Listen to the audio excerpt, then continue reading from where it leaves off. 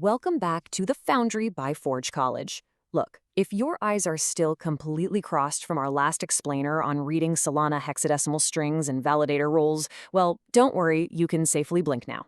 Today, we're shifting gears from those intense machine-readable codes into something way more human-friendly. We're going to dive right into ENS architecture and core components. So here's our master blueprint for today. We'll be looking at Welcome to ENS architecture, a really helpful postal system analogy, the 3 core components, managing records and ownership, registration and resolution workflows, and finally, a quick summary and next steps. All right, part 1, welcome to ENS architecture, bridging human and machine. Okay, taking a look here. On the left, you have a standard 42-character Ethereum hex address. Now, while reciting your crypto address from memory is a pretty fun party trick, if you're at a very specific kind of party, we humans vastly prefer clean, readable names like alice.eth over on the right. ENS is literally the bridge between these two very different worlds. But here's the catch. Blockchains really don't like storing bulky text. So how does Ethereum actually handle a name like alice.eth? Well, enter the namehash.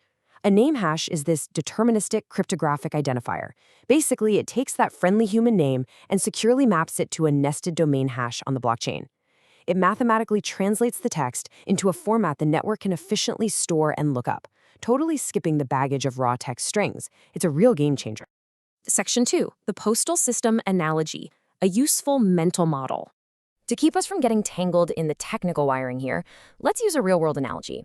ENS fundamentally separates the ownership of addresses from the actual devices answering the delivery requests.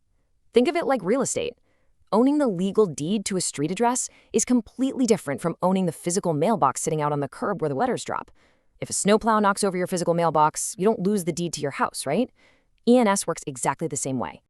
Moving on to Section 3, the 3 core components, the 3 main gears turning inside this machine. Let's walk through this component breakdown. First up, we have the registry. You can think of this as the National Address Registry. It holds the ultimate deed, the authoritative ownership, and it holds a pointer to exactly where the mail should go. Second, the resolver. This is your local mail office. It actually stores and serves the records, handling all the daily mail routing. And third, the registrar. That's the municipal office, the folks dealing with the bureaucratic red tape of issuing new names and enforcing policies. Section 4, managing records and ownership, data separation. So understanding this separation is absolutely crucial. We've got ownership on one side, which resides entirely in the registry and dictates who fundamentally controls the name. On the other side, we have records, which live in the resolver and dictate where the data actually points. Why does this matter? Well, if a resolver gets compromised, an attacker might temporarily route your digital mail to the wrong place. But because ownership lives safely in the registry, the attacker hasn't stolen the actual deed to your house. You can just log into the registry, change the pointer to a new safe resolver, and you're good to go. Let's zoom in on that resolver for a second. A resolver is really just a smart contract holding typed records. Common ones include the addr record, that's for pointing to cryptocurrency addresses across different chains. Then you've got the content hash, which is basically a pointer to decentralized websites hosted on systems like IPFS or Arweave. And finally, text records. These are for unstructured metadata like a bio description or your social media handles. Section 5, registration and resolution workflows, connecting the pieces.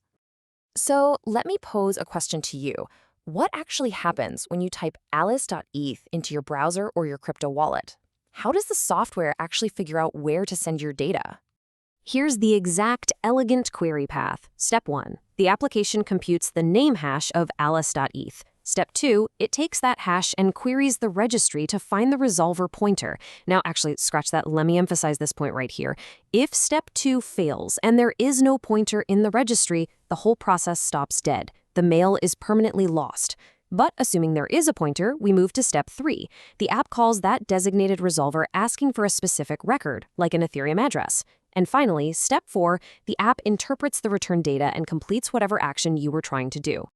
Now let's flip it around. How is a name minted from scratch? Remember our municipal office analogy? Okay, step 1. The registrar enforces its rules. Maybe you pay a fee or win an auction, and allocates the name. Step 2, the registrar automatically calls the registry to assign you as the official owner. Step 3, you, the proud new owner, set your resolver pointer in the registry. And step 4, you configure your specific records in that resolver. Basically, you get the deed, you set up the mailbox, and you tell the post office what to put inside. Section 6, Summary and Next Steps. Wrapping up. All right, let's roll up this blueprint. Here are the golden rules you absolutely must remember to save yourself some major debugging headaches. The registry equals ownership. Resolvers equal records. If you're building an app and you're getting a missing resolution, always check the registry's pointer first. If a registration seems locked, check the registrar's policy rules, not the resolver. Grasping these distinct roles is foundational for the hands-on learning programs we build for you here at Forge College. Honestly, knowing where to look is half the battle. Which brings us to our final, ultimate question. Are you ready to map your own decentralized identity on-chain? In our next hands-on explainer, we'll take everything we just learned and actually register a domain live in a sandbox environment.